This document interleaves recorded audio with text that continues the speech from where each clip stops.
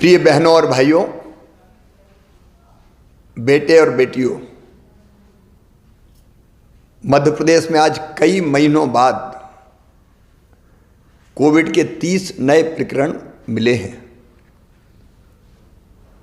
कल अपने पूरे देश में भी 7,495 पॉजिटिव प्रकरण पूरे देश में आए हैं। और एक बात जो मन में चिंता पैदा करती है, महाराष्ट्र, गुजरात और दिल्ली तीनों राज्यों में पिछले एक सप्ताह से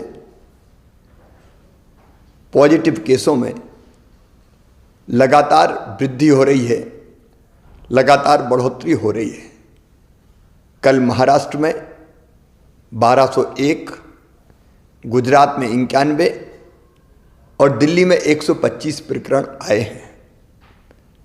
हम सब जानते हैं इन राज्यों से मध्य प्रदेश में आना जाना लगातार बना रहता है और पूर्व के अनुभव भी हमें ये बताते हैं कि पिछली बार भी महाराष्ट्र में पॉजिटिव केस बढ़ना शुरू हुए, गुजरात में बढ़े और उसके बाद मध्य प्रदेश में लगातार पहली हो या बाद में दूसरी लहर आई।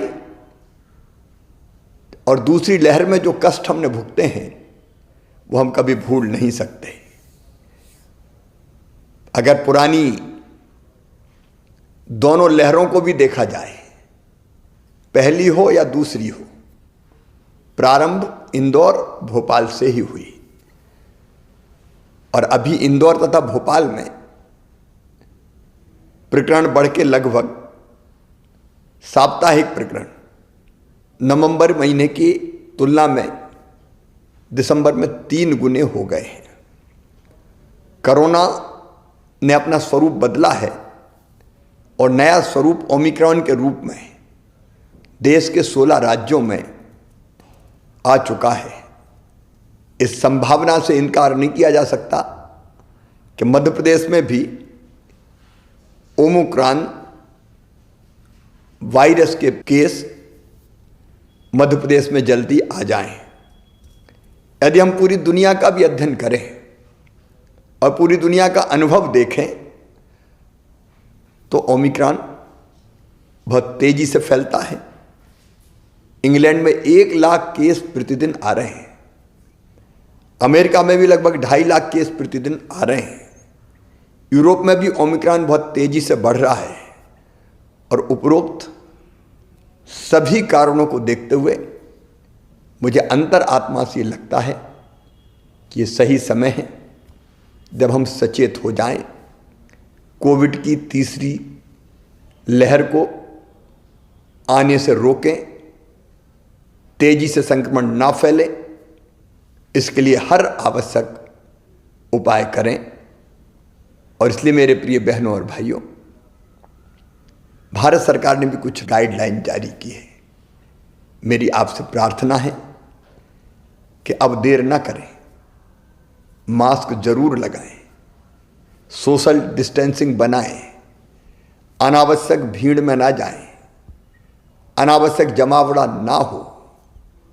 और अब तक अगर किसी ने वैक्सीन का डोज नहीं लिया, टीका नहीं लगवाया, तो टीका जरूर लगवाएं। पहला लगा लिया हो तो दूसरे में देर ना करें। अगर समय की अवधि पूरी हो गई हो तो तुरंत दूसरा टीका भी लगवाएं।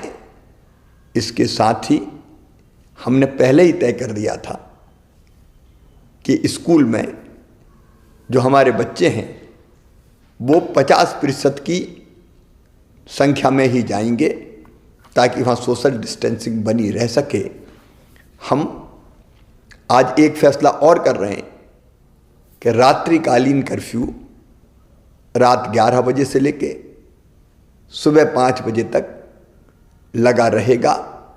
अगर आवश्यकता पड़ी तो कुछ और उपाय हम जरूर करेंगे। और हाँ, अगर